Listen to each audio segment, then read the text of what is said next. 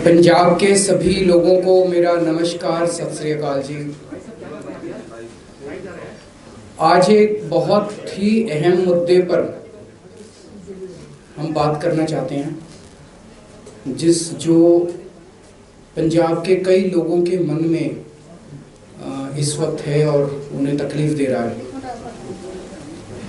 कल एक आदमी आया मेरे पास, मुझे कहता है जी मैं हिंदू हूँ और आज पंजाब में हिंदुओं के मन में, खासकर व्यापारियों के मन में सुरक्षा को लेके बहुत चिंता चल रही है। पंजाब एक बहुत ही बुरे आतंकवाद के दौर से गुजरा है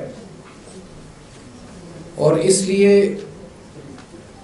केवल हिंदू नहीं, सभी लोगों के मन में पंजाब की कानून व्यवस्था को लेके, सुरक्षा को लेके, आंतरिक सुरक्षा को लेके काफ़ी चिंता चलती रहती है कि वापस वो दौर किसी भी हालत में नहीं आना चाहिए। तो उसने मुझे कहा जी पिछले दिनों की जो कुछ घटनाएं हैं उन्होंने हमें चिंतित कर दिया है। जिस तरह से भारतीय जनता पार्टी और कांग्रेस के बीच में पीएम की सिक्योरिटी को लेके एक गंदी राजनीति हुई, उससे बोला कि लोगों के मन में, खासकर हिंदुओं के मन में बढ़ी कि ये चल क्या रहा है। नेशनल सिक्योरिटी के मुद्दे पे, इंटरनल सिक्योरिटी के मुद्दे पे इस किस्म की राजनीति अच्छी नहीं है। अगर ऐसे राजनीति होगी तो फिर सुरक्षा कौन देगा। जिस तरह से पिछले कुछ महीनों के अंदर पंजाब के अंदर कई सारी घटनाएं घटी हैं, जगह जगह टिफिन बॉम्ब मिल रहे हैं, जगह जगह बॉर्डर से ड्रोन्स आते हैं, लुधियाना में बॉम्ब ब्लास्ट हो गया, बेअदबी की घटनाएं हो गई। मैं आज पंजाब के सभी लोगों को, हिंदुओं को भी, सिख समाज को भी, क्रिश्चियंस को भी, मुस्लिम्स को भी, सभी जाति के लोगों के, सभी धर्मों के लोगों को, 3 करोड़ पंजाबियों को यह आश्वस्त करना चाहता हूं कि आम आदमी पार्टी की सरकार आएगी तो आपकी सुरक्षा की जिम्मेदारी हमारी होगी। एक एक व्यक्ति की, एक एक व्यापारी की सुरक्षा की जिम्मेदारी हमारी होगी। किसानां ਨੂੰ ਕਣਕ ਤੇ ਜੀਰੀ ਤੇ ਐਮਐਸਪੀ ਮਿਲਦੀ ਸੀ, ਹੁਣ ਫਲਾਂ ਤੇ ਸਬਜ਼ੀਆਂ ਤੇ ਵੀ ਮਿਲਣ ਲੱਗ ਜੂ। ਮੈਨੂੰ ਲੱਗਦਾ ਹੈ ਬੀਜੇਪੀ ਲਿਆਣੀ ਪਊ। ਪੰਜਾਬ ਦਾ ਮਾਣ, ਖੁਸ਼ਹਾਲ ਕਿਸਾਨ। ਪ੍ਰਬਲ TMT ਸਰੀਆ ਤੁਹਾਡੇ ਭਰੋਸੇ ਦਾ ਪ੍ਰਤੀਕ, ਜਰਮਨ ਟੈਕਨੋਲੋਜੀ ਦੇ ਨਾਲ ਬਣਿਆ ਨਾਰਥ ਇੰਡੀਆ ਦਾ ਨੰਬਰ 1 ਸਰੀਆ, a product of Salson steels. ਕੀ ਗੱਲ ਹੈ ਬੇਬੇ, ਬੜੀ ਉਦਾਸ ਲੱਗ ਰਹੀ ਆ। ਤੇਰੇ ਤਾਏ ਦੇ ਗੁਜ਼ਰ ਜਾਣ ਤੋਂ ਬਾਅਦ ਸਾਰੀ ਜ਼ਿੰਮੇਵਾਰੀ ਮੇਰੇ ਤੇ ਆਣ ਪਈ ਹੈ। ਬੀਜੇਪੀ ਸਾਰੇ ਦਿਵਿਆਂਗਾਂ ਤੇ ਵਿਧਵਾਵਾਂ ਲਈ ਪੈਨਸ਼ਨ ਦੀ ਰਕਮ ਨੂੰ ਵਧਾ ਕੇ ਡਬਲ ਕਰ ਦੇਵੇਗੀ ਤੇ ਤੁਹਾਡੇ ਜੀਵਨ 'ਚ ਖੁਸ਼ੀਆਂ ਹੀ ਖੁਸ਼ੀਆਂ ਹੋਣਗੀਆਂ।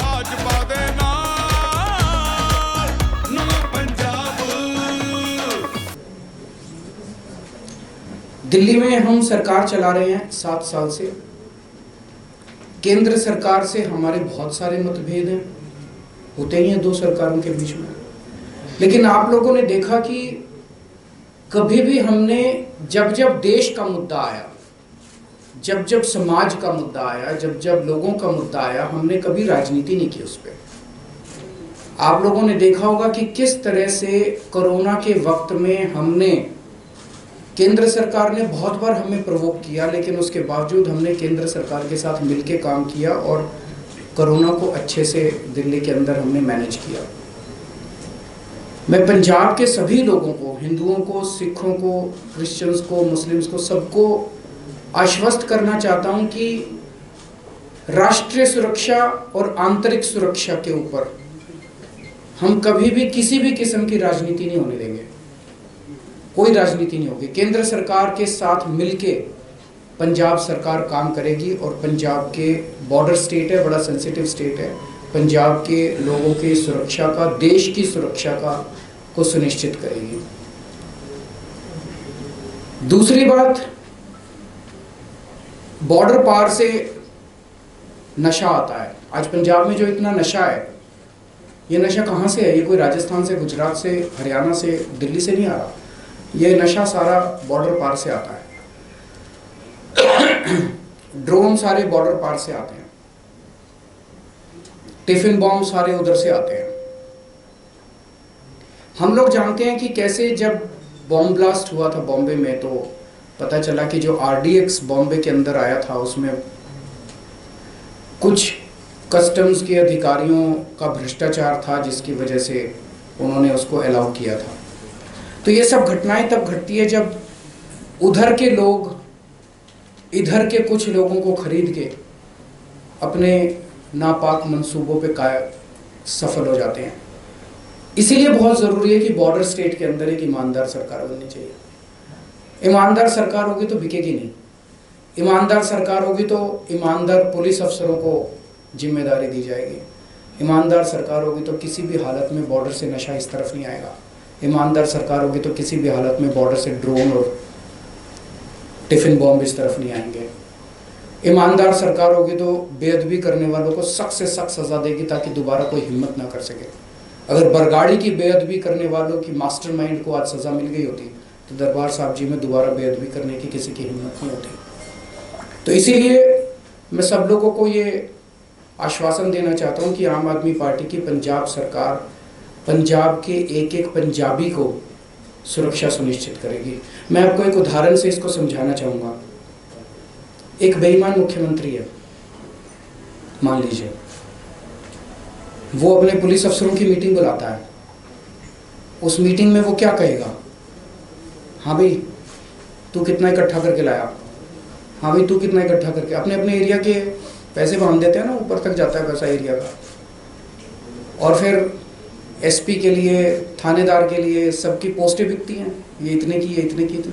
अब जो थानेदार, जो SP पैसे देके पोस्टिंग लेगा, जो थानेदार, जो SP जिसने महीना इकट्ठा करके अपने मुख्यमंत्री तक पहुंचाना है, वो तो फिर नशा ही बिकवाएगा, वो तो फिर आतंकवादी फैलाएगा, वो तो फिर जनता की सुरक्षा के साथ खिलवाड़ी करेगा। दूसरा एक मुख्यमंत्री है जो ईमानदार है, वो अपने पुलिस अफसरों की मीटिंग बुलाता है और बोलता है खबरदार अगर तुम्हारे इलाके में नशा बिका तो। और फिर देखो पंजाब पुलिस कैसे नशा रोकती है। यही पंजाब पुलिस आपको पंजाब के अंदर तगड़ी सुरक्षा देके दिखाएगी। ऊपर से क्या सिग्नल आता है ये ज़रूरी है। दिल्ली के अंदर जब हमने सरकार बनाई तो कहा जाता था कि सरकारी टीचर तो काम नहीं करते जी, सरकारी टीचर तो कामचोर होते हैं, सरकारी टीचर तो पेड़ के नीचे बैठ के अपने स्वेटर बुनती रहती हैं।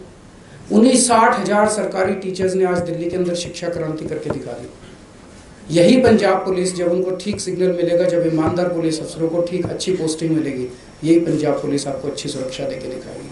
तो आज मैं इस प्रेस कॉन्फ्रेंस के जरिए पंजाब के हर व्यक्ति को, हिंदू, सिख, ईसाई, मुस्लिम, व्यापारी, हर क्षेत्र के व्यक्ति को ये आश्वासन देना चाहता हूँ कि आपकी सुरक्षा की जिम्मेदारी पंजाब सरकार की होगी। चिंता मत कीजिए, ईमानदार सरकार आएगी, बॉर्डर की भी सुरक्षा करेगी और बॉर्डर पार से कुछ भी यहाँ पे अलाउ नहीं किया जाएगा। अगर आपके कोई प्रश्न है तो। आपने कहा है कि बॉर्डर पार से आ रहा है, कुछ अफसरों की मीटिंग हो रही है, BSF के अफसर है या आप? नहीं, मैं ये नहीं, मोटे मोटे तौर पे जब भी होता है, मैं किसी के दोषारोपण नहीं कर रहा। मोटे मोटे तौर पे जब भी इस किस्म की घटनाएं घटती है तो कहीं ना कहीं जब उसकी तहकीकात जड़ में जाया जाता है तो कहीं मिली भगत नजर आती है। ईमानदार सरकार होगी तो सुरक्षा ज़्यादा पुख्ता होती है। सर, बेअदबी मामले में अभी तक इंसाफ नहीं मिल पाया। सरकारें दावा करती रही हैं, पिछली बार भी कांग्रेस की सरकार ने दावा किया था कि हम सजा दिलवाएंगे, पर जब सरकार बन जाती है तो इंसाफ नहीं मिलता लोगों को। क्योंकि जो उनके मास्टरमाइंड है ना, वो बहुत बड़े लोग हैं। इस पार्टी वाले, इस पार्टी वाले, इस पार्टी वाले, ये तीनों एक ही हैं। इनकी आपस में शादी ब्याह होते हैं, पारिवारिक रिश्ते हैं इनके। कोई भी पार्टी की सरकार आ जाए वो दूसरों पे आंच नहीं आने देती, आपस में एक दूसरे की सुरक्षा। पंजाब जाए भाड़ में इनकी वजह से, ये इन लोगों का बस चले तो पंजाब को बेच के खा जाएं। तो ये जब भी इसकी सरकार आएगी तो अगर इन्होंने बेअदबी करी तो इनकी सुरक्षा करेंगे, इनकी सरकार आएगी उसने चोरी करी तो उसकी सुरक्षा। आम आदमी पार्टी की किसी से सेटिंग नहीं है, इसीलिए सारे इकट्ठे हो गए हैं। ये सारे इकट्ठे होकर ये चाहते हैं कि आम आदमी पार्टी की सरकार नहीं बननी चाहिए, इनका जो अच्छा खासा खेल है वो बिगड़ जाएगा। ਬੀਜੇਪੀ ਗਠਬੰਧਨ ਨੇ ਘੋਸ਼ਣਾ ਕੀਤੀ ਹੈ, ਅਸੀਂ ਹਰ ਜ਼ਿਲ੍ਹੇ 'ਚ ਨਸ਼ਾ ਮੁਕਤੀ ਕੇਂਦਰ ਖੋਲਾਂਗੇ ਤੇ ਸਭ ਨੂੰ ਰੋਜ਼ਗਾਰ ਦੇ ਮੌਕੇ ਵੀ ਦੇਣਗੇ। ਮਤਲਬ ਹੁਣ ਮਿਲੇਗਾ ਸਾਡੇ ਬੱਚਿਆਂ ਨੂੰ ਅੱਛਾ ਮਾਹੌਲ। ਪ੍ਰਬਲ TMT ਸਰੀਆ ਤੁਹਾਡੇ ਭਰੋਸੇ ਦਾ ਪ੍ਰਤੀਕ ਜਰਮਨ ਟੈਕਨੋਲੋਜੀ ਦੇ ਨਾਲ ਬਣਿਆ ਨਾਰਥ ਇੰਡੀਆ ਦਾ ਨੰਬਰ 1 ਸਰੀਆ, a product of Salson steels. ਮੈਂ ਸੁਣਿਆ ਸੀ ਪ੍ਰੀਤਮ ਦੀ ਸਿਹਤ ਖਰਾਬ ਹੈ, ਤੁਸੀਂ ਉਹਨੂੰ ਕੋਵਿਡ ਦੀ ਵੈਕਸੀਨ ਨਹੀਂ ਲਵਾਈ? ਅਸੀਂ ਗਰੀਬਾਂ ਨੇ ਟੀਕਾ ਕਿੱਥੋਂ ਲਵਾਉਣਾ ਜੀ, ਟੀਕਾ ਮਹਿੰਗਾ ਹੀ ਬੜਾ ਹੈ। ਸਾਨੂੰ ਸਾਰਿਆਂ ਨੂੰ ਕੇਂਦਰ ਸਰਕਾਰ ਵੱਲੋਂ ਕੋਰੋਨਾ ਦਾ ਮੁਫਤ ਟੀਕਾ ਲੱਗ ਰਿਹਾ ਹੈ। ਜਦ ਭਾਜਪਾ ਗਠਬੰਧਨ ਦੀ ਸਰਕਾਰ ਆਊਗੀ, ਉਹ ਕੋਰੋਨਾ 'ਚ ਮਦਦ ਕਰਨ ਵਾਲੇ ਲੋਕਾਂ ਨੂੰ ਪੈਸੇ ਦੇ ਨਾਲ ਹੋਰ ਸਿਹਤ ਸਹੂਲਤਾਂ ਵੀ ਦੇਣਗੇ। ਇਹ ਤੇ ਬਹੁਤ ਵਧੀਆ ਗੱਲ ਹੈ ਜੀ। सर अमित शाह जी आए थे, उन्होंने कहा था कि अगर केजरीवाल जी आएंगे तो कांग्रेस रिवाइवल हो जाएगा पंजाब में। उन्होंने पिछली बार का एग्जांपल भी दिया था कि पिछली बार जब इलेक्शन थे उससे पहले केजरीवाल जी प्रो खालिस्तानी के घर में रुके। क्या कहना चाहते हैं सर? गृह मंत्री ऐसी बात सीधे सीधे आप पे कहें, ये बड़े दुख की बात है। प्रधानमंत्री जी लोकसभा में झूठ बोलते हैं, प्रधानमंत्री जी यहाँ के झूठ बोलते हैं, गृह मंत्री जी उलट सुलट आरोप लगाते हैं। ये शो, इसीलिए मैंने कहा बीजेपी और कांग्रेस आंतरिक सुरक्षा के साथ खिलवाड़ कर रहे हैं और उसके ऊपर राजनीति कर रहे हैं। देश की सुरक्षा और आंतरिक सुरक्षा के ऊपर राजनीति नहीं होनी चाहिए। कांग्रेस ये कह रहे हैं कि अगर केजरीवाल की सरकार बनती है तो SYL का पानी वो दिल्ली में ले जाएंगे, पानी ले जाएंगे दिल्ली में। वो ये कह के वोट बैंक अपना SYL पे स्टैंड भी स्पष्ट कर दीजिए सर। सुबह से लेके शाम तक वो लोग केवल और केवल बेतुके हमारे ऊपर आरोप लगाते हैं। जैसा मैंने कहा कि सारी पार्टियां इकट्ठी हो गई है, वो नहीं चाहती कि किसी भी हालत में आम आदमी पार्टी की सरकार बने, वो नहीं चाहती कि किसी भी हालत में भगवंत मान मुख्यमंत्री बने, क्योंकि ये इनका जो 70 साल का जो लूट है वो लूट सारी बंद हो जाएगी। इस लूट को SYL किसने करा था? हमने तो करा नहीं। एक मिनट सुनो तो सही, मेरे कुछ स्टैंड ले लेने से अगर ये सॉल्व होता हो तो मैं भी 5 मिनट में आपको स्टैंड करके दे दूंगा और सॉल्व करवा लो। सुनो,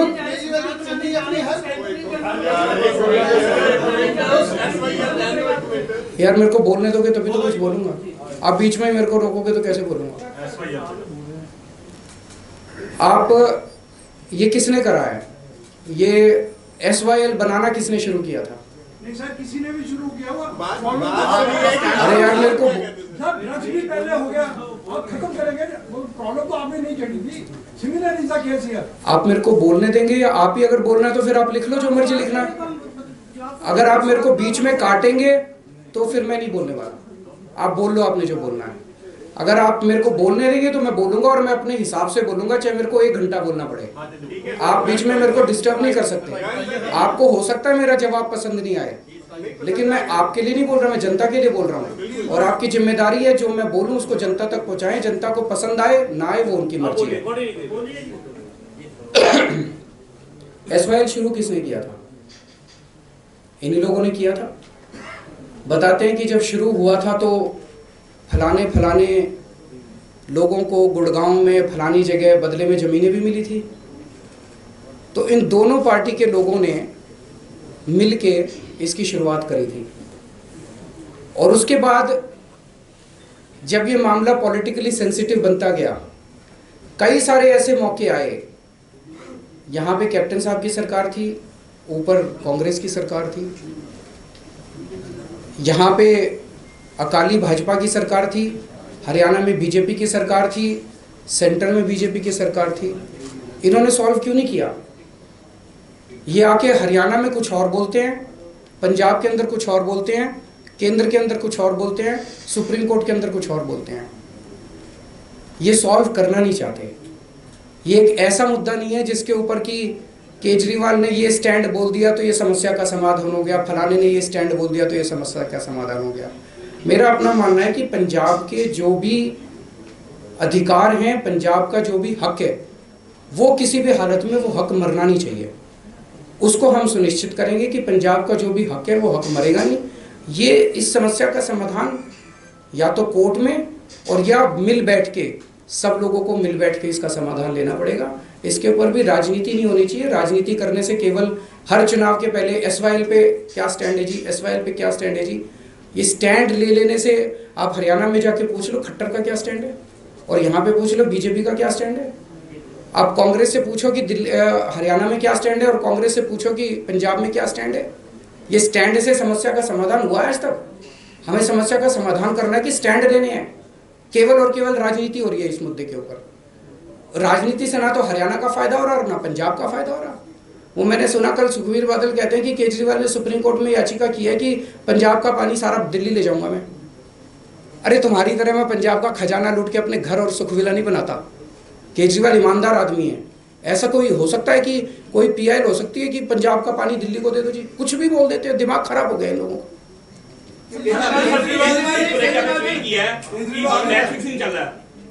अमृतसर की सीट पे हमने, जैसे मैंने अभी 2 दिन पहले चन्नी साहब के बारे में भी बयान दिया था, हमने सर्वे कराया था। हमने अमृतसर ईस्ट का भी सर्वे कराया और उसमें सिद्धू साहब हार रहे हैं, मजीठा जी हार रहे हैं और मजीठिया जी हार रहे हैं और ये लड़की जीत रही है। और उसका कारण भी बता देता हूँ। हमने इसको भी 2-3 बार सर्वे कराया। लोगों को ये लग रहा है यार लड़की जो है ये अपने में से है।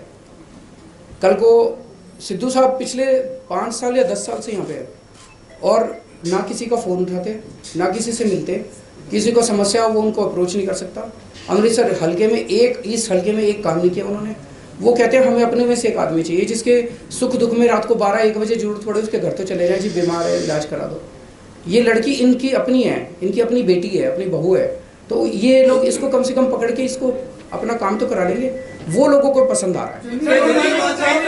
बहुत सारी जितनी पॉलिटिकल पार्टीज आपके एडवर्सरीज हैं उसमें चन्नी साहब से लेके इवन सुखबीर बादल सबका ये आरोप है कि वो कहते हैं कि हमारे जो बचे कुछ कैंडिडेट्स हैं जो यहाँ तक भी कह रही है कि झूठन है, वो आप में जारी, तो आप में नया क्या है। और जो मेंबर पार्लियामेंट है लुधियाना के रवनीत बिट्टू, उन्होंने तो ये तक कह दिया कि हम नहीं भेजे, वापस बुला लेंगे। तो इस पे आपका टेक क्या है? कुछ कहने की जरूरत ही नहीं है, इतने बेतुके बयान है। इस पे आपको टेक क्या चाहिए? मतलब मैं देख रहा था वो रवनीत बिट्टू वो खुद ही हंस रहा था अपने बयान पे, जो बयान दे रहा था। सर एक राज्यवादी बोल रहे हैं कि हम एक खुलासा करेंगे, आपने जो टिकटें दी हैं वो बेच के दी हैं टिकटें। स्वागत है जी उनका, खुलासा करें। सामने एक सबूत आए तो क्या करेंगे आप? टिकट काट देंगे, वो सीट छोड़ देंगे खाली। सबूत तो दो, सबूत तो दो। मैंने एक ऐसे आखिरी मोमेंट पे दिल्ली में एक बार हुआ था, हमने कहा था कि कोई भी अगर गंदा कैंडिडेट होगा, क्रिमिनल बैकग्राउंड का होगा, ये होगा, मतलब झूठे सच्चे केस, तो केस की बात नहीं कर रहा। एक केस में एक आदमी ने साबित कर दिया कि उसने अपनी फलानी किसी कोई उसने किया था जो कि साबित हो गया।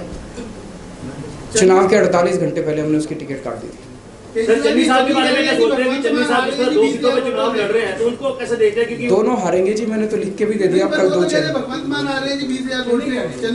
वो अब बदले में जब वो क्या कहते हैं, जब आप लोगों ने उनसे पूछा जाके वो क्या जवाब देते हैं, वो यही जवाब दे रहे हैं। मैंने कल भी आपको कहा था, देखो जी सुबह से शाम तक आप चन्नी साहब के बयान केजरीवाल केजरीवाल केजरीवाल केजरीवाल केजरीवाल केजरीवाल ऐसे करते रहते हैं। वो रात को सो नहीं पा रहे आजकल, आंख बंद करते हैं तो भूत की तरह मैं आता हूँ, फिर वो डर के उठ जाते हैं। वो बहुत दिन से नहीं सोए हैं। मैं भगवान से उनकी स्वास्थ्य की प्रार्थना करता हूँ कि उनको शांति दे थोड़ा उनके मन को। ਬੀਜੇਪੀ ਗਠਬੰਧਨ ਨੇ ਘੋਸ਼ਣਾ ਕੀਤੀ ਹੈ ਪੰਜਾਬ ਦੇ ਵਿੱਚ ਵੱਖ-ਵੱਖ ਆਰਥਿਕ ਜ਼ੋਨ ਬਣਾਏ ਜਾਣਗੇ ਤੇ ਜਿਹੜਾ ਪੰਜਾਬ ਦਾ ਜ਼ਿਲ੍ਹਾ ਮੁਹਾਲੀ ਹੈ ਇਹਨੂੰ ਆਈਟੀ ਦਾ ਹੱਬ ਬਣਾਇਆ ਜਾਏਗਾ, ਨਾਲੇ ਪੰਜਾਬ ਦੇ ਲੋਕਾਂ ਨੂੰ ਰੁਜ਼ਗਾਰ ਮਿਲੂਗਾ। ਪ੍ਰਬਲ TMT ਸਰੀਆ ਤੁਹਾਡੇ ਭਰੋਸੇ ਦਾ ਪ੍ਰਤੀਕ ਜਰਮਨ ਟੈਕਨੋਲੋਜੀ ਦੇ ਨਾਲ ਬਣਿਆ ਨਾਰਥ ਇੰਡੀਆ ਦਾ ਨੰਬਰ 1 ਸਰੀਆ, a product of Salson steels. Punjab 'ਚ ਹਰ ਬੱਚਾ ਵਧੀਆ ਪੜ੍ਹੇਗਾ ਵੀ ਤੇ ਵਧੀਆ ਬਣੂਗਾ ਵੀ। ਬੀਜੇਪੀ ਨੇ ਹਰ ਤਹਿਸੀਲ ਵਿੱਚ ਸਰਕਾਰੀ ਕਾਲਜ ਖੋਲ੍ਹਣ ਦਾ ਐਲਾਨ ਕੀਤਾ ਹੈ। ਨਾਲ ਹੀ ਸਾਰੇ ਵਰਗ ਦੇ ਬੱਚਿਆਂ ਨੂੰ ਵੱਖ-ਵੱਖ ਕੇਂਦਰੀ ਅਤੇ ਰਾਜ ਸਰਕਾਰ ਦੀ ਭਰਤੀਆਂ ਦੇ ਪੇਪਰ ਲਈ ਮੁਫਤ ਕੋਚਿੰਗ ਦਾ ਵਾਅਦਾ ਵੀ ਕੀਤਾ ਹੈ।